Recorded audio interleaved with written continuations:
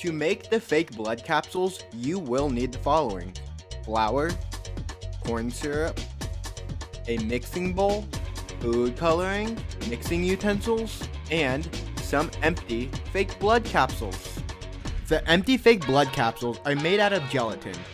You can find a link for them down below in the description. Also, there is a vegetarian capsule option down below as well. So, we need fake blood for our fake blood capsules. To make the fake blood, add the corn syrup into a bowl. Then, add some flour into the bowl as well. Mix it up until there are no more lumps left. This will take a few minutes. Question of the day: what are you going to use your fake blood capsules for? Comment your answer down below.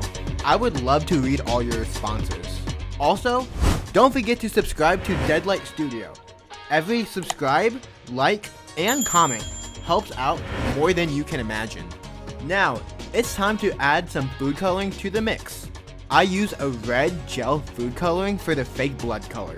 If you want another fake blood recipe, check out the homemade fake blood playlist in the upper right hand corner. To make the fake blood darker, add some black food coloring to the mix. If you do not have black, use some blue or green food coloring. Remember to add little by little so you don't add too much. Once you have the color that you want, it's time to move on to make the fake blood capsule. If you do not want to use homemade fake blood, then you can always use stage blood. Just make sure that it is safe for the mouth. I found that there is a slight difference in the color and thickness between the homemade fake blood and the store-bought fake blood. The homemade blood is thinner, less sticky, and it is not as transparent. Where the Maron stage blood is less runny, a bit more sticky, and more transparent. Now, to prep the fake blood mouth capsules, gently remove the top of the capsule. Then slowly pour your fake blood into the capsule.